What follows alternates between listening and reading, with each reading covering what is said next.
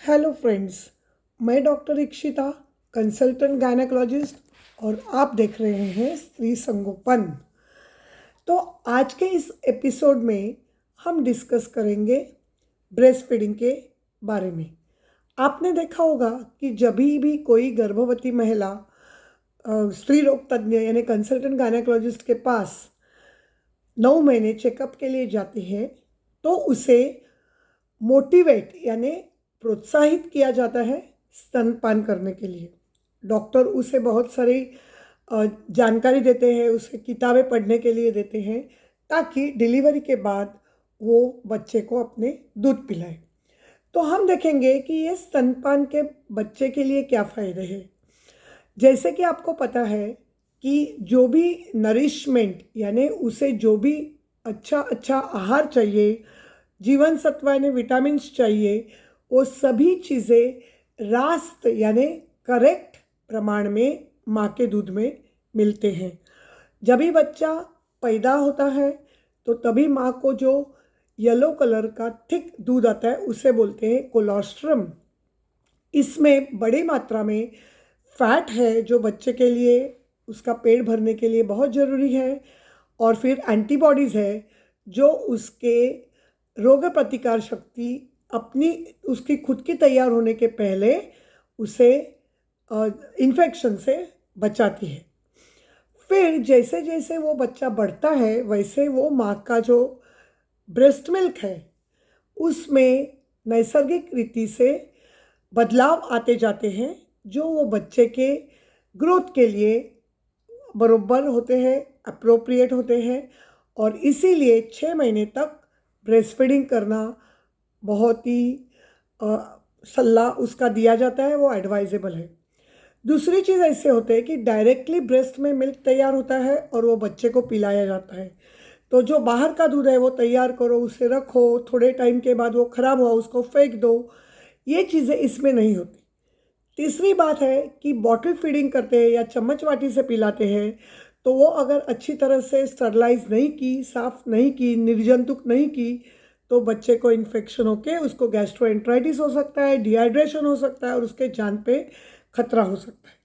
तो directly breast feeding करने से ये कोई भी प्रॉब्लम्स नहीं आते। उसके बाद ये फ़ायदा है कि IgA नाम के जो एंटीबॉडीज़ हैं जो माँ के शरीर में तैयार होते हैं, तो बच्चे को सबसे पहला जो टीका लगता है 2 महीने का, उसके पहले विविध टाइप के इन्फेक्शंस को अगर वो माँ एक्सपोज हो गई तो उसके शरीर में एंटीबॉडीज़ तैयार होंगे और वो एंटीबॉडीज़ बच्चे को प्रोटेक्ट करने में काम करेंगे। तो ये भी बहुत ही इम्पॉर्टेंट फ़ायदा है ब्रेस्ट फीडिंग करने का। फिर माँ को अगर बाहर का दूध लेके जाना है ट्रैवलिंग में वगैरह तो उसको उसके लिए वो पाउडर लेके जाओ या दूध लेके जाओ, पानी लेके जाओ, स्टरलाइज बॉटल्स लेके जाओ, ये सब ट्रैवलिंग में करना पड़ता है। लेकिन जब भी ब्रेस्ट फीडिंग करती है माँ तो जब भी चाहिए, जहाँ चाहिए, कौन से वक्त को चाहिए, वो तुरंत अपने बच्चे को गोदी में लेके उसको ब्रेस्ट फीड करा सकती है। फिर और एक इम्पॉर्टेंट चीज़ है कि बॉन्डिंग जो बहुत इम्पॉर्टेंट है। वेस्टर्न कंट्रीज़ में पहले के ज़माने में जैसे ही बच्चा पैदा होता था उसको अलग से नर्सरी में रखते थे और उसको पाउडर का फॉर्मूला के पाउडर का फीडिंग करते थे।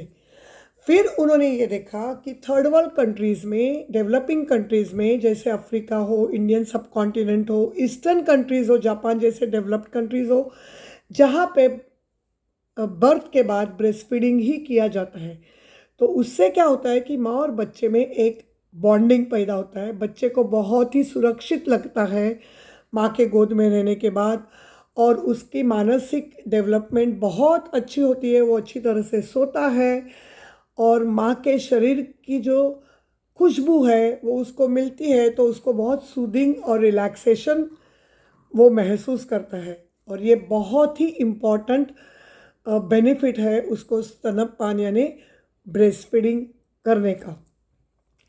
और क्या इम्पॉर्टेंट है माँ की दृष्टि से, तो ब्रेस्ट फीडिंग करने की वजह से ऑक्सीटोसिन नाम का हार्मोन पिट्यूटरी से यानी अपने ब्रेन के अंदर पिट्यूटरी ग्लैंड है उससे रिलीज होता है। तो ये हार्मोन यूट्रस को कंट्रैक्ट करने को और वापस अपने नॉर्मल साइज़ में लाने के लिए बहुत ही मदद करता है। फिर जो माँ का डिलीवरी के बाद जो ब्लीडिंग होता है उसे भी कंट्रोल में लाने के लिए ब्रेस्ट फीडिंग हेल्प करता है। फिर माँ को आगे जाके ब्रेस्ट कैंसर या ओवेरियन कैंसर होने के चांसेस बहुत बहुत कम होते हैं। वैसे ही ब्रेस्ट फेड बेबी को बड़े होके जो टॉप फीड बेबीज़ हैं उनको रेस्पिरेटरी इन्फेक्शन होता है, अस्थमा होता है, या उसको टाइप 2 डायबिटीज़ होने का रिस्क रहता है। तो अगर वो ब्रेस्ट फीड बेबी है तो ये सभी चीज़ों के रिस्क से वो बच जाता है। इसलिए ब्रेस्ट फीडिंग को हम अमृत, माँ का जो दूध है उसे हम अमृत कहते हैं, और ये भी कहते हैं कि उसे कोई भी दूसरा पर्याय नहीं है, उसको कोई भी सब्स्टिट्यूट नहीं है। अभी ब्रेस्ट फीडिंग कभी चालू कर सकते हैं? तो ब्रेस्ट फीडिंग तुरंत डिलीवरी के अगर नॉर्मल होती है तो विदिन 30 मिनट्स चालू करते हैं। अगर सिजेरियन होती है तो जैसे ही माँ को ऑपरेशन थिएटर से रिकवरी रूम में शिफ्ट किया जाता है तो उसके बाद तुरंत उसको ब्रेस्ट फीडिंग चालू करते हैं। केवल जो बच्चे किसी भी वजह से NICU में यानी नियोनेटल ICU में दाखिल होते हैं उनको फिर वो पीडियाट्रिशियन बाल रोग तज्ञ जब भी बोलेंगे तभी माँ का दूध एक्सप्रेस करके वो उसे पिलाया जाता है। जब भी जितना जल्दी हो सके वो किया जाता है। फिर हम देखेंगे कि ब्रेस्ट फीडिंग में कौन सी दिक्कतें आ सकती है। अगर माँ के जो निपल्स है वो अगर बाहर आने के बदले में अंदर है, जिसको बोलते हैं हम रिट्रैक्टेड निपल्स, तो फिर वो बच्चा वो निपल नहीं पकड़ सकेगा। तो ऐसे में माँ को हम गायनेकोलॉजिस्ट 6 महीने से ही एग्जामिन करते हैं, और अगर हमें लगा कि उसको रिट्रैक्टेड निपल्स है तो फिर उसको एक कोई भी क्रीम, मॉइस्चराइजिंग क्रीम हो या अलेंटॉइन क्रीम हो, कोई भी क्रीम लगा के उसको निपल को मालिश करने को बोलते हैं धीरे से, और उसको बाहर पुल करने को बोलते हैं जेंटली, धीरे से। तो वो उसका प्रिपरेशन हम लोग प्रेगनेंसी में ही करते हैं। अगर डिलीवरी के बाद कोई पेशेंट मेरे पास आ जाए जिसे मैंने पहले नहीं देखा था और वो डायरेक्टली डिलीवरी को आई और उसको रिट्रैक्टेड निपल्स है, तो फिर उसको जो अपनी सिरिंज होती है इंजेक्शन की, उसका आगे का हिस्सा काटा जाता है और वो सिरिंज उसके निपल को लगाई जाती है और उसका पिस्टन खींचा जाता है। ऐसे वो माँ जब भी फ्री है तभी बैठ के करेगी तो उसके निपल्स बाहर आ जाते हैं और वो बच्चे को दूध पिला सकती है। अगर इतना करने से भी वो निपल्स बाहर नहीं आएंगे तो फिर उसको निपल शील्ड करके आता है, जो निपल शील्ड सिलिकॉन का होता है, और वो उसके ब्रेस्ट पे लगाया जाता है और वो निपल फिर बेबी के मुंह में जाता है और फिर बेबी दूध पीने लगती है। तो थोड़े दिनों में वो निपल्स अपने आप बाहर आ जाते हैं। इससे भी अगर नहीं हो सकता है तो मैनुअल या इलेक्ट्रिक ब्रेस्ट पंप आते हैं जो ब्रेस्ट को लगा के दूध एक्सट्रैक्ट करते हैं और उसको पिलाते हैं और बाद में वो निपल्स बाहर आते हैं। कोई भी कंडीशन में ब्रेस्ट फीडिंग नहीं कर सकते ऐसे नहीं हो सकता है, सिवाय के अगर माँ को कोई भी ऐसी बीमारी हो जो उसके श्वसन से बच्चे को हो सकती है तो उसे मास्क बांध के ब्रेस्ट फीडिंग करने को एडवाइस किया जाता है। भले माँ को बुखार हो, कुछ भी हो, उसको ब्रेस्ट मास्क बांध के दूध पिलाने को सलाह दिया जाता है, लेकिन स्तनपान को प्रोत्साहित किया जाता है। उसको दूसरी कोई भी सब्स्टिट्यूशन नहीं है। 6 महीने के बाद उसका ब्रेस्ट फीडिंग कंटिन्यू किया जाता है और उसके साथ माँ उसको बाहर का खाना, बाहर का दूध दिया जाता है। अभी कौन से अपने फूड है जिससे दूध ज़्यादा आ सकेगा, तो जो मसूर की दाल है तो वो उसका सेवन करने से फिर जो दूध है सबसे अच्छी चीज़ है। अगर माँ दूध पिएगी फिर माँ 3 लीटर दूध पानी पिएगी, क्योंकि जितना लिक्विड्स पिएगी उसको उतना दूध अच्छी तरह से आएगा।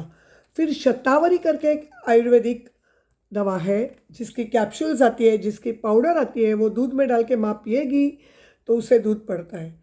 फिर मेथी के लड्डू बनाना या मेथी के दाने अपने जो रोज़ का खाना बनाते हैं उसमें डालना।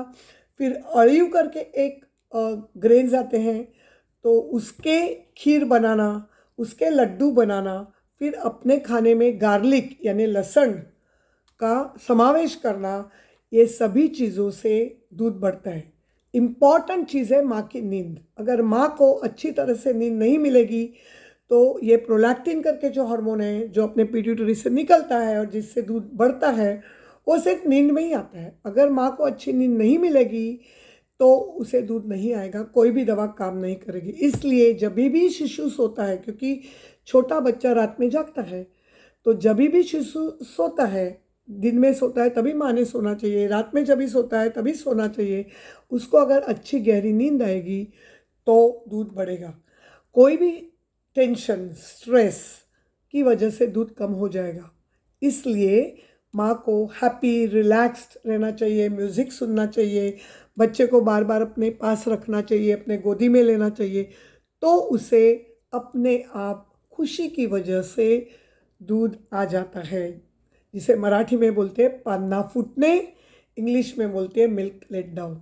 तो फ्रेंड्स, ब्रेस्ट फीडिंग के बारे में मुझे जितनी जानकारी दी वो सिंपल वर्ड्स में आपको देने की मैंने कोशिश की है, क्योंकि मैं मानती हूँ माँ का दूध बच्चे के लिए अमृत है।